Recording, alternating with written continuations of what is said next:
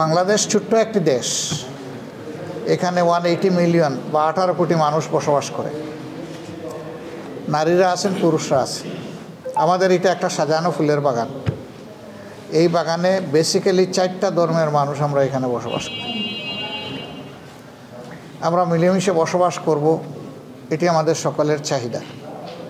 কিন্তু মাঝে মধ্যে কিছু উতুম পেঁচা আমাদের বাগানে ঢুকে যায়, ঢুকে আমাদের ফুলকে এলোমেলো করে দিতে চায়, আমাদের সৌন্দর্য ধ্বংস করতে চায়, আমাদের মিউচুয়াল হারমোনি বা পারস্পরিক যে সংহতি আমাদের আছে এটা নষ্ট করতে চায়।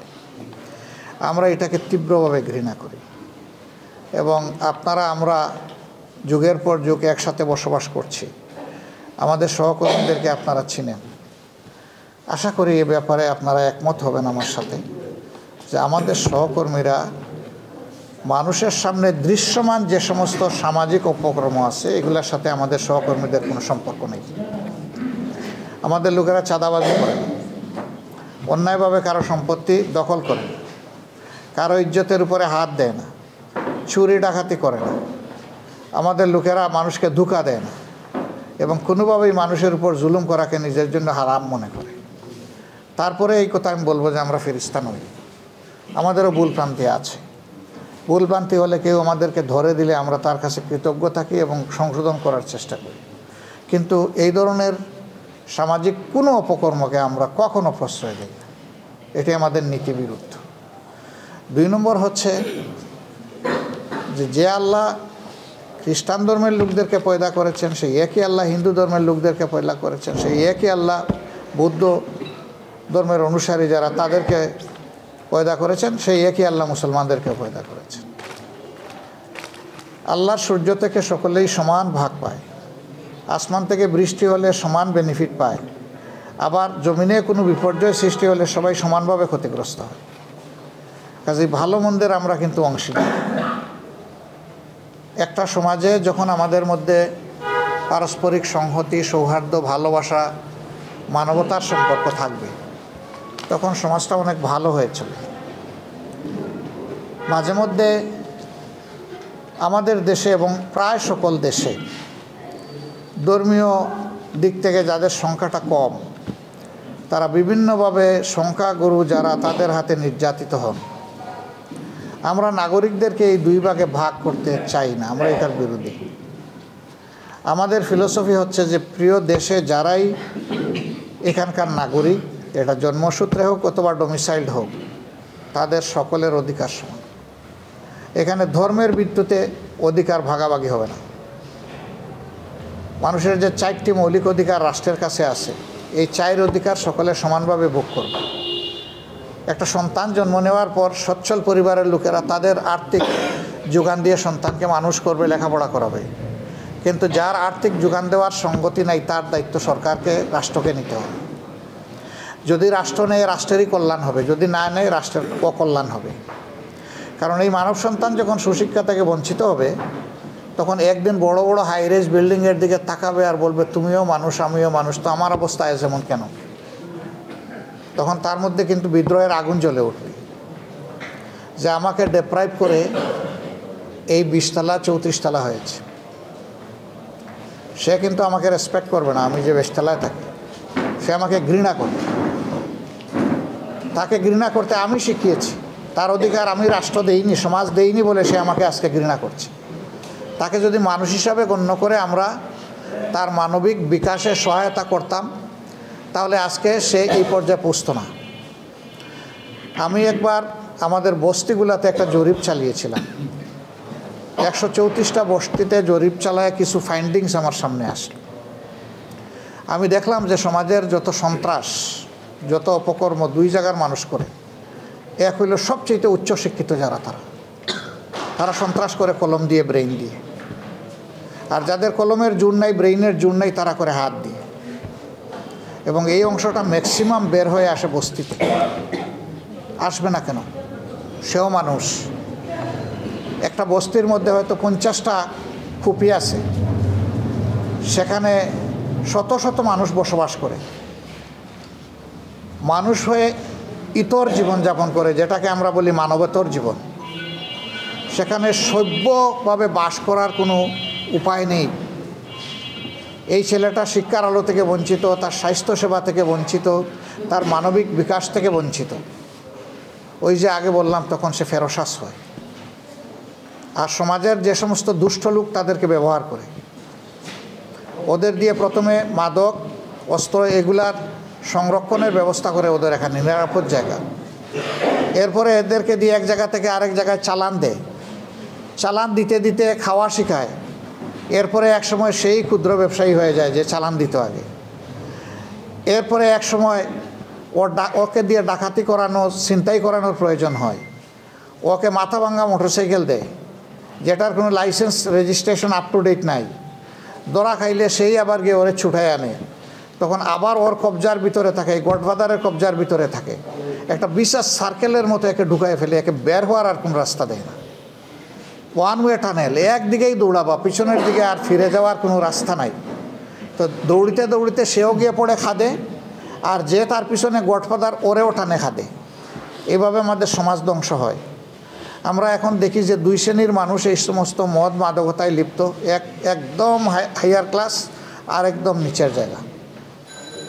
এর জন্য আমরা সমাজ দায়ী, রাষ্ট্র দায়ী, রাজনীতিবিদরা দায়ী, আমাদের দেশের কলুষিত রাজনীতি দায়ী। রাজনীতি যারা করবে তাদের রাজকীয় মন থাকবে, তাদের মনে সমস্ত মানুষকে ধারণ করতে হবে, তাদের মধ্যে হিংসা, প্রতিহিংসা এবং লোভ থাকবে না। কিন্তু আমরা তো এর ঊর্ধ্বে উঠতে পারলাম না। আমাদের আগের 23 বছর, পরের 53 বছর একই তো অবস্থা। আমাদের 66 বছর তো আমরা একভাবেই কাটাইয়া দিয়েছি। 76 বছর, এই 76 বছর আমরা একইভাবে আমরা কাটাইয়া দিয়েছি। এর জন্য আমরা দায়ী। তো বলবেন যে আপনার মতো তো অনেক সুন্দর সুন্দর কথা আগেও অনেকে বলেছে, তো সমাজকে দেওয়া কথা তো রাখে না। এখন মিডিয়ার যুগ, প্রত্যেকটি মিডিয়া আমাদেরকে ধারণ করে এবং তাদের আর্কাইভে আমাদের কথাগুলো রেখে দেয়। যখনই আমাদের কোনো বিচ্যুতি ঘটবে, মিডিয়া তখন আস্তে করে ছেড়ে দিয়ে বলে আপনি না বলেছিলেন। তখন একটা চাবুক মারে আমাদের উপরে। যাদের লাজ লজ্জা আছে, এই চাবুক খেয়ে তারা সোজা হয়ে যায়, সংশোধন হয়। আর যাদের লজ্জা নাই তারা আরও বেপরোয়া হয়। এখন লজ্জা যাদের আছে তারা সংশোধন হবে, সমাজের ভালো কাজে আসবে, নিজেরও ভালো হবে, দেশেরও ভালো। কিন্তু সংশোধন যে হবে না, তার দ্বারা দেশের এবং সমাজের আরও ধ্বংস সাধন হবে। সে আরও বেপরোয়া হয়ে উঠবে, যে জেলেই যখন যেতে হবে, শাস্তি যখন পোহাতে হবে, তাইলে একসাথে যা পারি তাই করি। এরকম বেপরোয়া ভাবই কিন্তু আমরা সমাজে দেখতে পাচ্ছি। আমি দায়িত্ব নিয়ে বলতে পারি এবং বিশ্বাস করি, রাজনীতিবিদরা ঠিক হয়ে গেলে দেশের 99% মানুষ ঠিক হয়ে যায়। কিন্তু রাষ্ট্রের শাসকরা যদি ঠিক না হয়, তাইলে কাউকেই ঠিক করা সম্ভব না।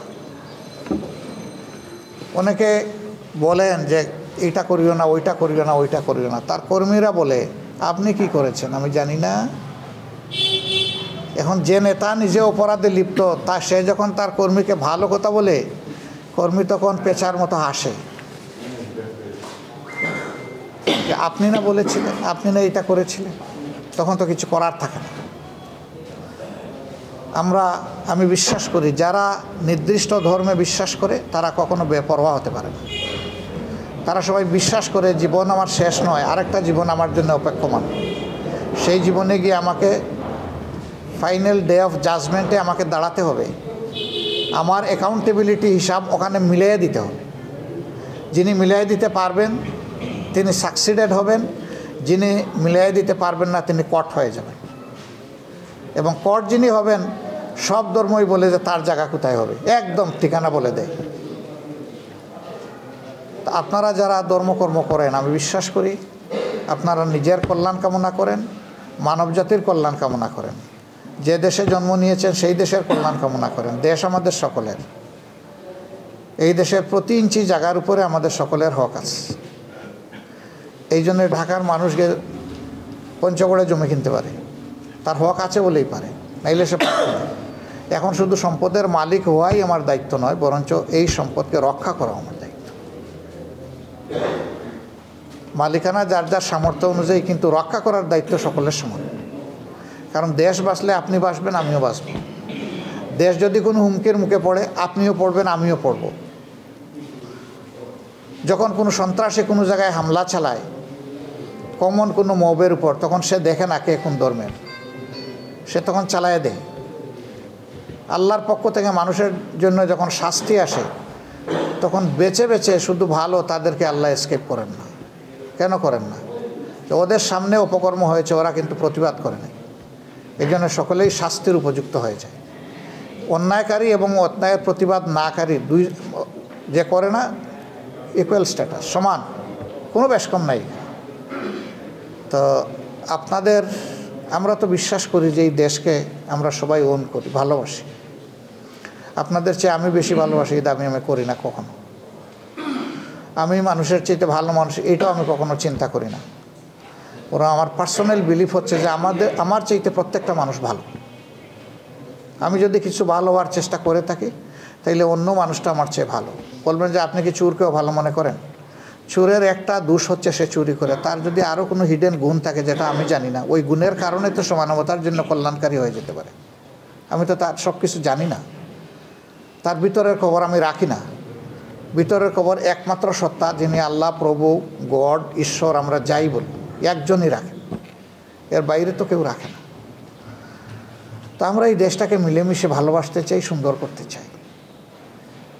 জামাতে ইসলামী সম্পর্কে কিছু অপপ্রচার আছে। এটা হলো যে আমাদের দ্বারা মাইনরিটি সম্প্রদায়ের মানুষেরা, সংখ্যালঘু সম্প্রদায়ের মানুষেরা, ধর্মীয় সংখ্যালঘু সম্প্রদায়ের মানুষেরা ক্ষতিগ্রস্ত হন, আক্রান্ত হন।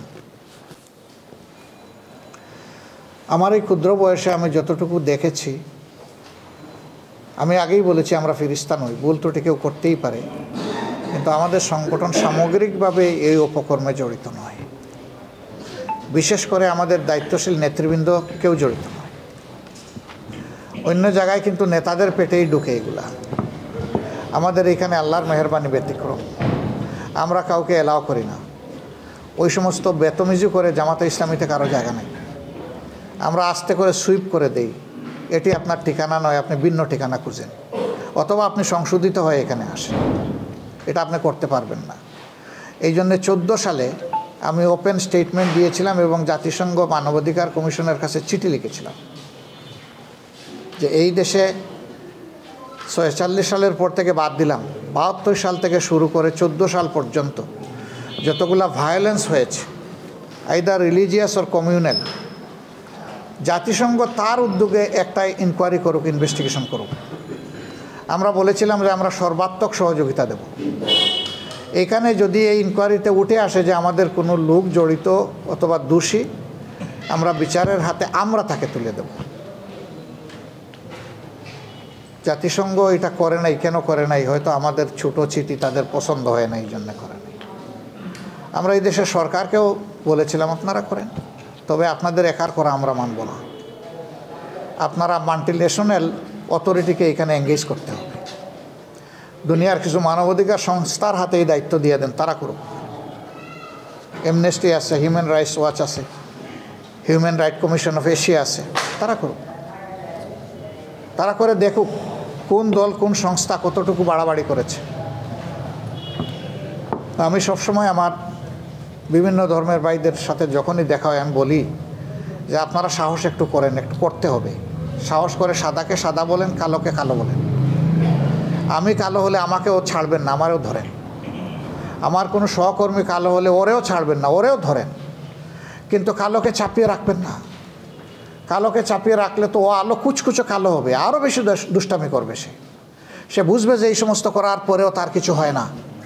আর যখন ব্লেম গেম খেলা হয়, আমাদের উপরে যখন ফেলে দেওয়া হয়, তখন ওরা হাসে দূর থেকে, যারা এগুলা করেছে, পারপিটেটর যারা, যে কাজ আমরা করলাম, যাচ্ছে ওদের দিকে, চালাও, অসুবিধা নেই।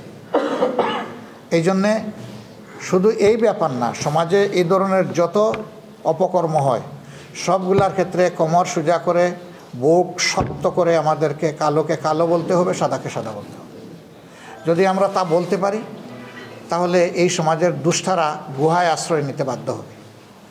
এরা সমাজের উপরে কোনো তাণ্ডব চালানোর সাহস করবে না, এবং তখন আমরা সকলে মিলে ওদেরকে প্রতিরোধ করব। এখানে কোনো দলও দেখব না, ধর্ম দেখব না, সবাই সবার পাশে দাঁড়িয়ে যাব। একজনের উপরে আঘাত হলে সবাই বলবো যে আছি, তুমি এখানেও, তোমার সাথে আমরা আছি। যে আঘাতপ্রাপ্ত হবে আমরা তাকে আশ্বস্ত করব, শক্তি যোগাব। যদি এরকম একটা সমাজ আমরা বিল্ড আপ করতে পারি, এই সমাজ দুনিয়ার জন্য একটা উদাহরণ হতে পারে। আমরা এরকম একটা সমাজ বিনির্মাণের স্বপ্ন দেখি। আমার এই কথাগুলো আপনারা রেকর্ড করে রাখেন, আমার কোনো আপত্তি নেই। এর কোনো বিচ্যুতি দেখলে আমাকে, আমার সংগঠনকে ধরবেন, ধরে বলবেন যে আপনি না এত মজার মজার কথা বলেছিলেন, তা এটা কী করলেন, এটা আপনার সংগঠন কী করলো, আপনিই বা কী করলেন। আমরা আপনাদের কাছে কৃতজ্ঞ হব আমাদেরকে শক্ত করে ধরার জন্য। আর যদি আমাদের কাজগুলো মনে হয় যে মানবতার পক্ষে, হিংসা বিদ্বেষের ঊর্ধ্বে, উদারতা এবং ভালোবাসা নিয়ে মানুষের সমন্বয় সম্মিলন গঠানোর জন্য, তাহলে অবশ্যই আমরা আপনাদের ভালোবাসা প্রত্যাশা করি, আপনাদের শুভকামনা আশা করি, আপনাদের সহযোগিতা প্রত্যাশা করব। ভালো কাজে আমরা পরস্পরের পাশে থাকব, একসাথে চলবো ইনশাআল্লাহ। আমরা এই দাবি নিয়েই আজকে মূলত আপনাদের কাছে এসেছি।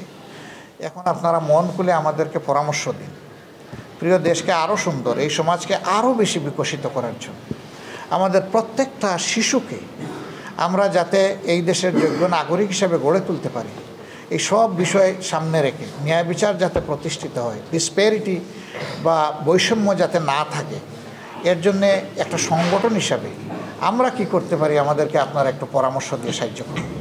আমরা আপনাদের কাছে কৃতজ্ঞ থাকব এবং আমরা আশা করব যে আজকের এই পরামর্শ দেওয়া শুরু হলো, এটা যেন শেষ না হয়। আমাদের চলার পথ এখন থেকে হাতে হাত ধরে হবে ইনশাআল্লাহ, এবং আপনাদের অব্যাহত পরামর্শ সহযোগিতা আমরা চাইতেই থাকি। দেশের স্বার্থে, মানবতার স্বার্থে আমাদেরকে আপনারা সহযোগিতা করবেন, এবং যখন আমাদেরকে আপনাদের ভালো লাগবে তখন আমাদের জন্য একটু দোয়া করবেন। আপনারা যদি আমাদের সাথে অংশগ্রহণ করতে চান, দরজা খুলে আপনাদেরকে বুকে জড়ায় ধরব, কোনো সমস্যা নেই। আমাদের ধর্ম আপনাদের গ্রহণ করতে হবে না, আপনার ধর্ম আপনি নিরাপত্তার সাথে পালন করবেন। আমি চওড়া গলায় সবসময় বলি, নিশ্চয়ই কিছু কনসার্ন, কিছু উদ্বেগ আছে বলেই তো বিভিন্ন সময় গির্জা, মন্দির এগুলো আমাদের পাহারা দিতে হয়। আমরা এমন একটা দেশ গড়তে চাই যেখানে মসজিদও পাহারা দেওয়া লাগবে না, গির্জাও পাহারা দেওয়া লাগবে। সেই নিরাপত্তা আমরা অ্যাসার্ট করতে চাই, নিশ্চিত করতে চাই।